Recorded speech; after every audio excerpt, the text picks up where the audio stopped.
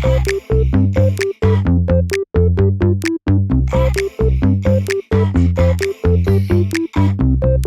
guys, so trigger warning for today's episode, we are talking about mothers who murder their children and the death of children, and we go a little bit into how the children are murdered and what draws us to this situation. So proceed with caution. Me and Psyduck are talking about today your mom.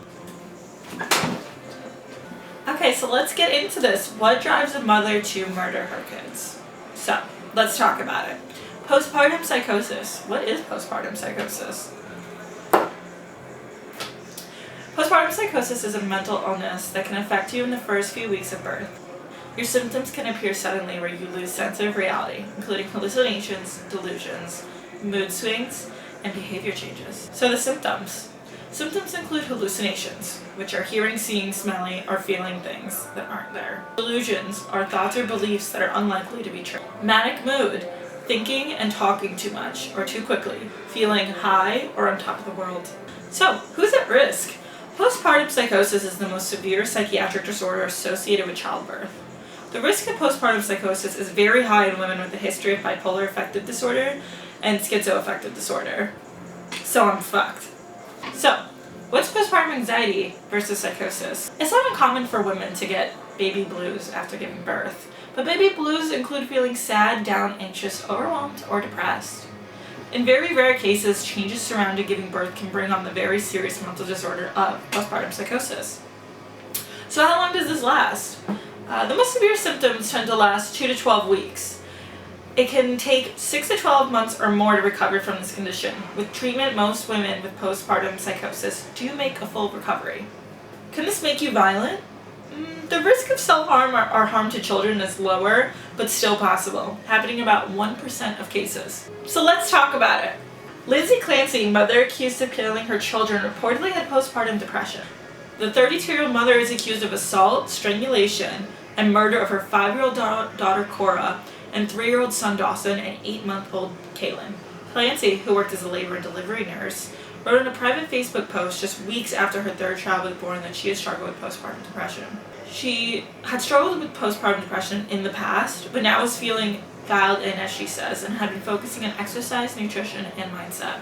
Patrick Clancy, husband to Lindsay Clancy, and father to the deceased 3 children, had asked the public to forgive his wife. Lindsay Clancy is facing at least 2 counts of murder, as for other charges. And listen, as she should. This is no excuse. Patrick states, quote, "Our marriage was wonderful and diametrically grew stronger as her condition rapidly worsened. I took as much pride in being her husband as I did in being a father and felt persistently lucky to have her in my life." She, Lindsay, loved being a nurse, but nothing matched her intense love for our kids and dedication to being a mother. It was all she ever wanted. Her passion taught me how to be a better father. So let's talk about it. Filicide.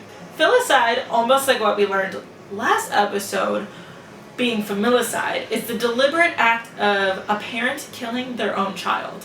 So familicide is the entire family, whereas filicide is a parent killing just the children, not their partner.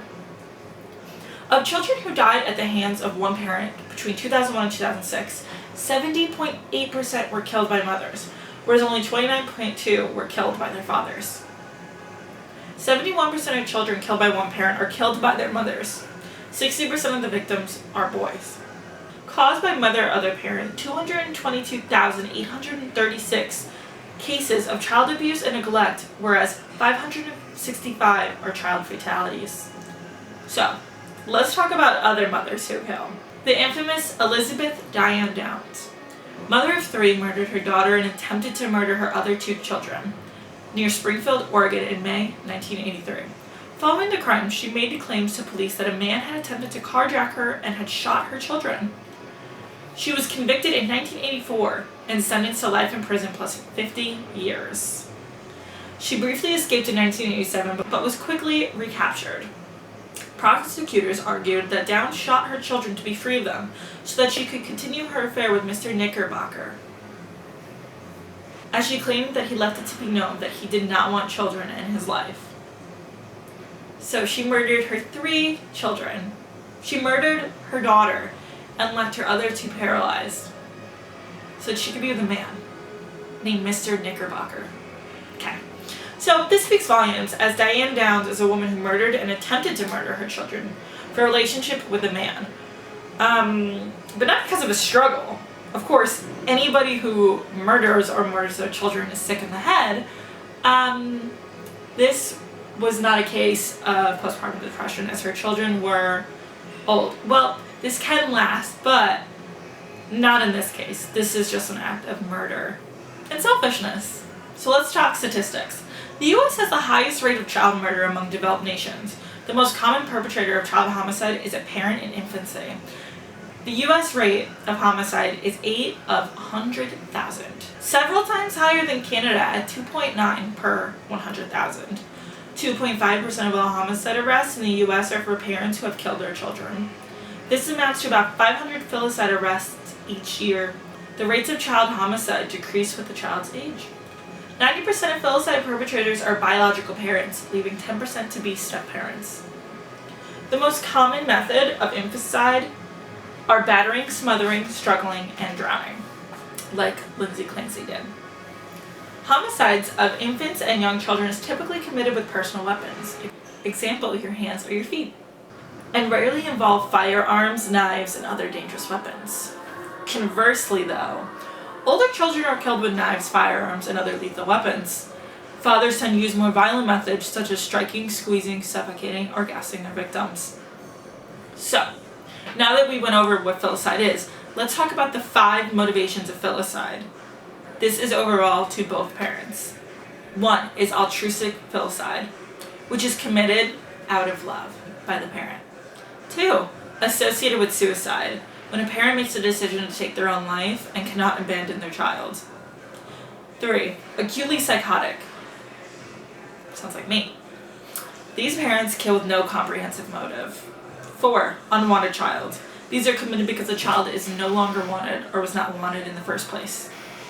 5, child maltreatment. This one is interesting. These homicides usually result from a fatal battered child syndrome.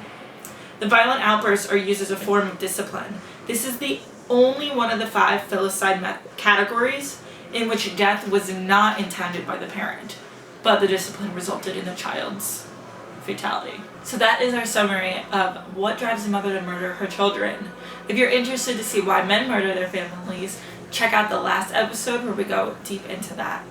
But do remember that this episode talks about filicide, a parent who murders their children, and postpartum psychosis.